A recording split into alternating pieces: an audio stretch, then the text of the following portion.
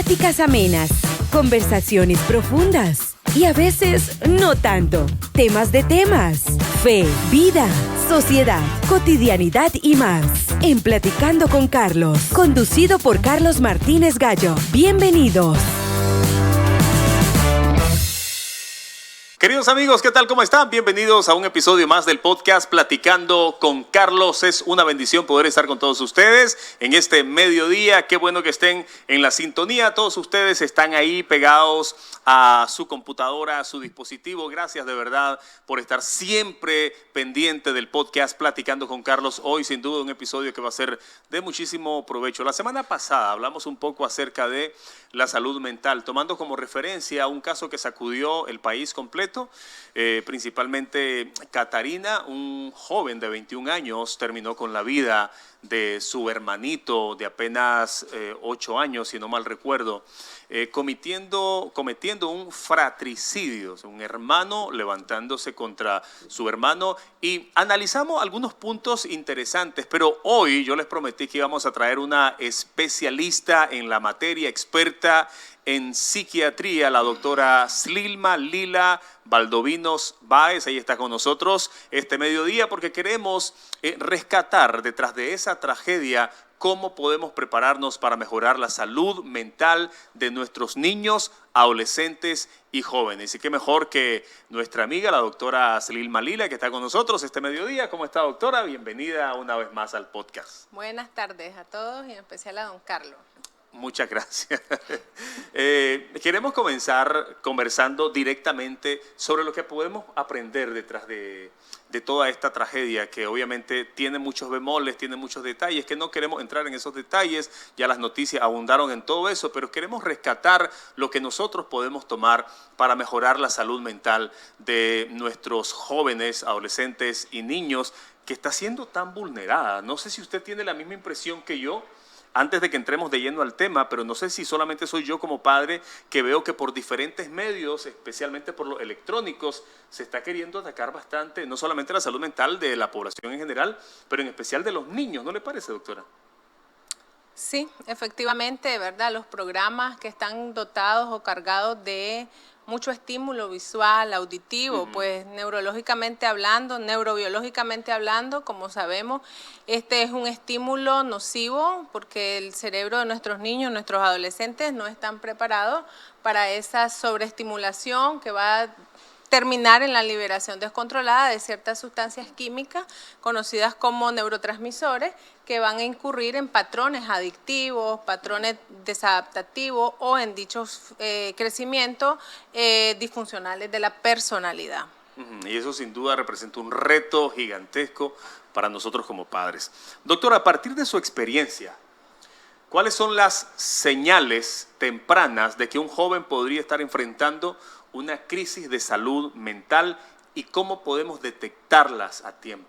Bueno, notoriamente podemos encontrar un joven con un brote psicótico, breve, psicóticamente hablando, que es muy notorio, ¿no? Vemos toda la perturbación psíquica que puede manifestar por medio de alteraciones en su pensamiento, alucinaciones, percepciones de situaciones que no están, pero vamos a entrar en un aspecto un tanto científico, neurobiológico, porque no es algo como que a simple modo sucede como un modo adaptativo. O sea, la violencia es un modo desadaptativo de una conducta agresiva que por naturaleza el ser humano tiene. Todos los seres humanos tenemos conducta agresiva dentro de nuestras funciones primarias o básicas, dentro de todos los aspectos psicopatológicos que tenemos que indagar en el historial clínico de un individuo. Está muy por ahí, dentro de todos los acápites, todas las condiciones básicas primarias, ¿verdad? Entonces, dentro de ellos tenemos que evaluar el sueño, tenemos que evaluar la conducta alimentaria, tenemos que evaluar la conducta sexual, la conducta excretora y la conducta agresiva, porque todos los seres humanos naturalmente vamos a tener una conducta agresiva. Si tenemos un estímulo que nos genere dolor, entonces vamos a responder. Pero ¿cuál es el conflicto en este asunto? El conflicto es que neurológicamente hablando, las fibras nerviosas que transmiten ese dolor a veces no reciben un dolor mecánico del que estamos acostumbrados, nos doblamos, nos caemos, o un dolor agudo. Tenemos dos tipos de fibras que llevan la señal al sistema nervioso central y ellas, en el momento que entran en nuestro tallo encefálico, ellas hacen un procesamiento del dolor. Ellas modulan y ellas guardan dentro de otras estructuras lo que tenemos en nuestro cerebro, que es el hipocampo. Vamos a tener recuerdos, vamos a tener aprendizajes, vamos a tener acciones que nos han moldeado nuestra conducta, nos han moldeado nuestra personalidad, y en base a eso nosotros vamos a alterar la conducta agresiva que naturalmente vamos a tener. Por ejemplo, si vemos que un animal salvaje nos quiere atacar, una persona nos quiere lastimar, nos quiere robar, vamos a actuar. Vamos a actuar, como dice usted. ¿Qué sucede? Cuando nosotros estamos sometidos a vivencias, vamos a llamar familiares, que están acompañadas de emociones acompañadas con emociones como la ira, el desamparo, la frustración, la desesperanza, el menosprecio, es ahí donde radica el origen de cómo inicia la violencia. De una manera distorsionada estamos interpretando el medio que debería ser, en este caso la familia, un medio seguro, ¿verdad? Una zona de confort, un lugar seguro. Estamos viviendo estímulos nocivos que está el cerebro interpretando, como muy bien se lo dije, en algún momento, y lo está guardando.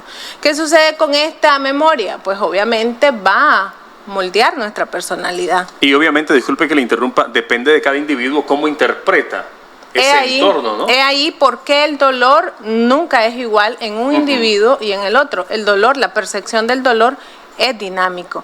Es decir, que la violencia es una distorsión de la agresividad, o sea, de la agresión, perdón, ¿verdad? Entonces todos podemos responder agresivamente ante un estímulo que sintamos como peligro, ¿verdad? Sobrevivencia. Pero cuando ya actuamos de manera violenta, entonces ya estamos hablando de una distorsión en la personalidad, algo que ha perdurado en el tiempo en la personalidad del individuo, que puede evolucionar hacia un trastorno en su personalidad. Ahí radican un sinnúmero de conflictos psíquicos y disfuncionales interpersonales, donde podemos ver como todas las familias o como toda la humanidad, todas las sociedades están expuestas a un sinnúmero de mecanismos de violencia. El homicidio, como es el caso reciente, ¿no? Tendríamos que regresarnos a los orígenes de las experiencias previas de este joven, los recuerdos, los aprendizajes y sobre todo las emociones que él venía guardando dentro de su núcleo familiar. Todas las personas o la sociedad en sí sufre de alguna manera de violencia. El homicidio, como lo acabamos de ver en nuestro país, es una de las tantas maneras. Tenemos los secuestros, las estafas, las extorsiones y un montón de otras cosas que van a definir, ¿verdad?, cómo se manifiesta también la violencia.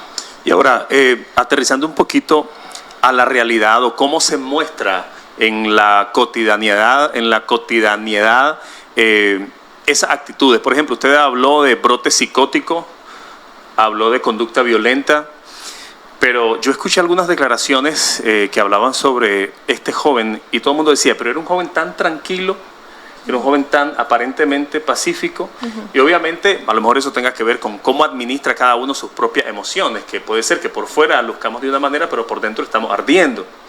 Pero ¿cómo luce en lo general? Porque hay tantos cuadros parecidos, o sea, me refiero a que hay tantos jóvenes encerrados en sus cuartos con un dispositivo móvil jugando el mismo juego que jugaba el muchacho, y probablemente no todos vayan a terminar cometiendo lo mismo que este muchacho cometió, porque usted ya explicó que tiene que ver con toda una estructura interna, neurobiológica, etcétera.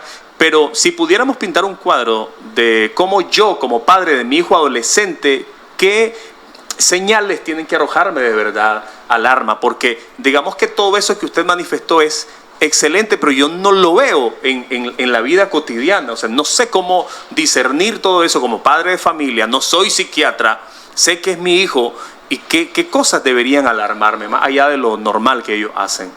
Bueno, estamos hablando de un niño o estamos hablando de un adolescente, ¿no? Todo lo que genere cambios desadaptativos, ¿no? Cambios muy marcados en la manera como ellos evocan, por ejemplo, una frustración, la manera como ellos evocan o se desenvuelven posterior a un fracaso, a una ruptura, a no tener siempre el nivel de competitividad al cual estaban acostumbrados sin obtener siempre la victoria de la mano. O sea, son cosas que si estamos hablando de un adolescente podemos ver el aislamiento social, cambios bruscos, el aislamiento social con algunas conductas desafiantes, opuestas, negativistas, y vamos a ver patrones más marcados. Bueno, no podemos, como dije la vez pasada, ¿verdad?, oscurecer todo lo que significan las redes. Las redes también son una puerta, son un camino que puedes darle al tutor o a la persona encargada de este adolescente o este niño,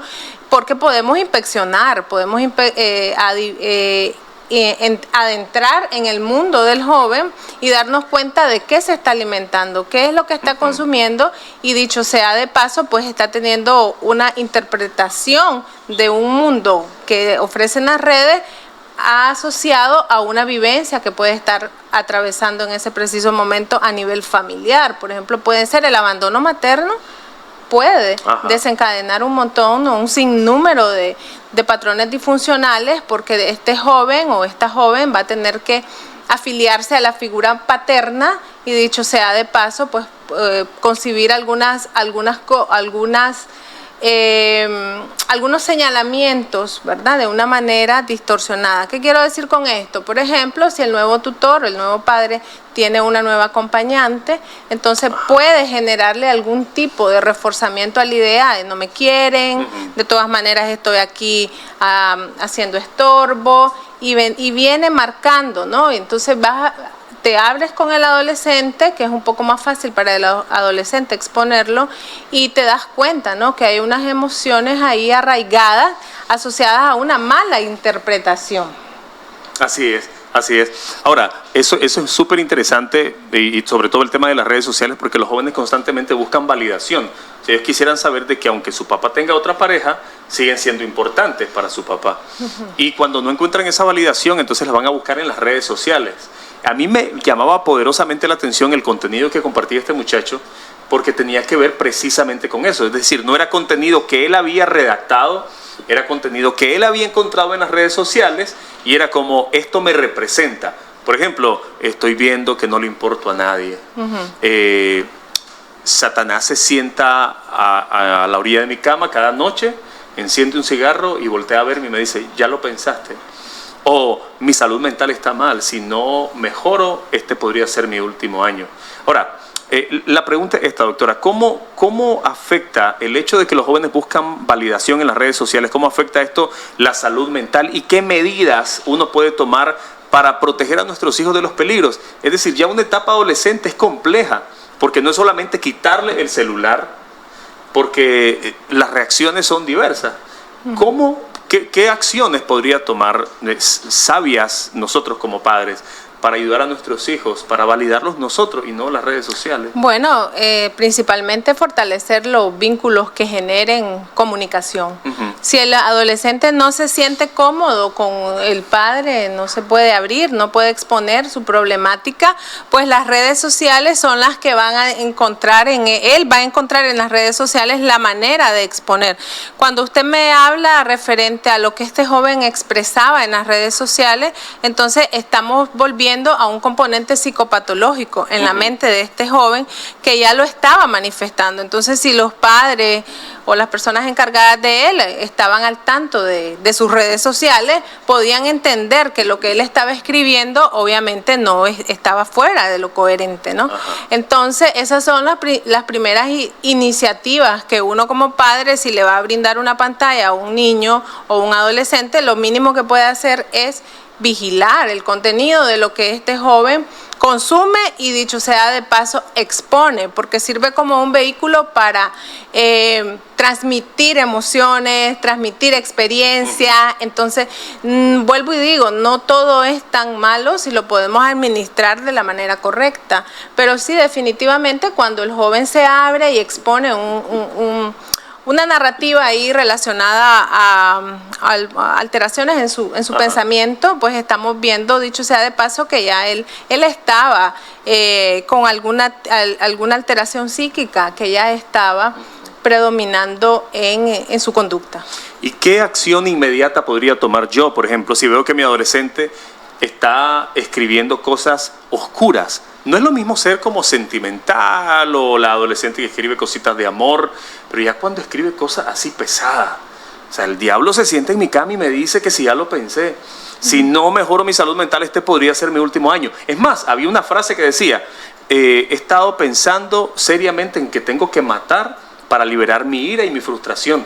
O sea, si yo veo que mi adolescente está escribiendo esas cosas, ¿cuál debería de ser mi acción inmediata? Porque a lo mejor lo que normalmente podríamos hacer es escandalizarnos, sacar la faja y darle al chavalo y decirle que eso no es bueno. Pero, doctora, háblenos a los que podemos pasar por un caso así, ¿qué podemos hacer? Bueno, yo pienso que cuando un adolescente, un joven o un joven adulto está expresando signos y síntomas significativos y claros de un componente psicopatológico, yo creería que la corrección que se puede hacer dentro de casa tiene que ir acompañada de educación, sobre todas las cosas, y otro componente de la intervención médica. Estamos hablando de un componente psicopatológico que ningún padre está preparado o capacitado para enfrentarse con problemas serios de la salud mental, ¿no?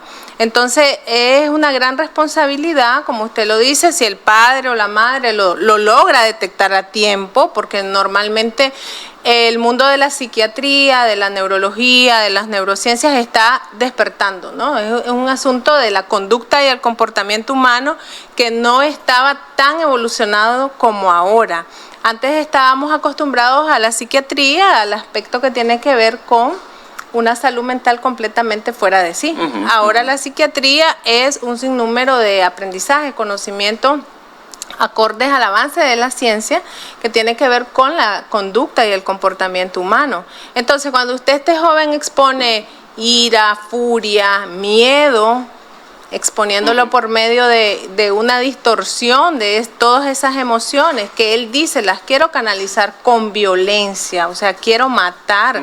Desde ahí él tiene un componente aprendido, de experiencias previas, de todos los factores socioculturales que nos acompañan, pero no podemos descartar la genética.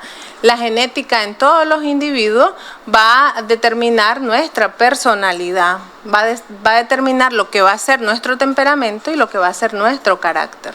Y yo supongo que a lo mejor a los padres se nos puede complicar eso, buscar inmediatamente a un especialista, porque bueno, entendemos que el especialista no va a analizar solo al niño, va a analizarnos a todos, porque tiene que ver su dificultad a lo mejor con su entorno. Y a lo mejor a los padres nos cuesta eso, pero sí entiendo que, por ejemplo, en el colegio de mis hijos, hace algunos años, un niño publicó en sus redes sociales la foto de un arma diciendo que quería hacer un tiroteo. Entonces, obviamente todos nos escandalizamos y empezamos a cuestionar al colegio, etcétera, etcétera, porque no queremos que a nuestros hijos les pase nada, pero tal vez ninguno se puso en el lugar de los padres de ese muchacho. O sea, ¿cuál debió haber sido la intervención directa? Y no quiero que nos adentremos en el caso específico, no tendría sentido, pero por eso le digo, en la realidad, yo veo que mi hijo pone eso. ¿Cuál sería mi primer paso? Hablar con él y luego buscar a un especialista. ¿Eso sería? Bueno, yo creería, ¿verdad? Si lo vemos así, es un tema tan sensible, porque usted tiene que, o todos tenemos que comprender de dónde viene ese niño. ¿Cuál es el aprendizaje que se le ha motivado? O sea, si es una familia que está acostumbrada a manejar las armas dentro del hogar, eso para él es lo más normal.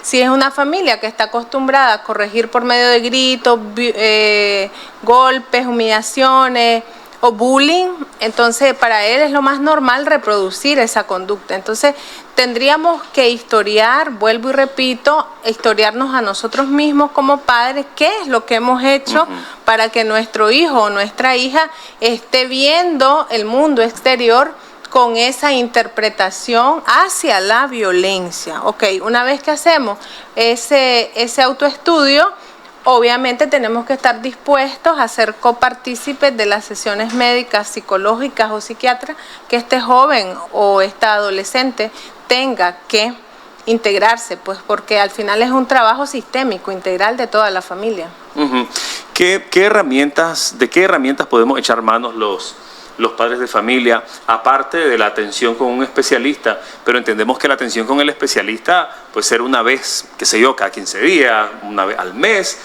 pero en ese proceso en el que ya detecté algo en mis hijos, lo llevé a un especialista, ¿de qué herramientas podemos echar mano en la convivencia diaria con él, como para ir trabajando ese problema desde dentro? Bueno, lo que pasa es que tienen que tomar en cuenta la magnitud del problema. O sea, si ya estamos hablando de un trastorno en sí, o sea, tiene que haber perdurado en el tiempo los rasgos en su personalidad y se han vuelto inflexibles, se han vuelto de tal manera que el sujeto no puede flexibilizarse a los cambios que necesita hacer ante circunstancias diversas, ¿verdad? Entonces, exponer qué puede hacer por él, eso es un análisis que se compromete la salud mental en dado punto que tenga que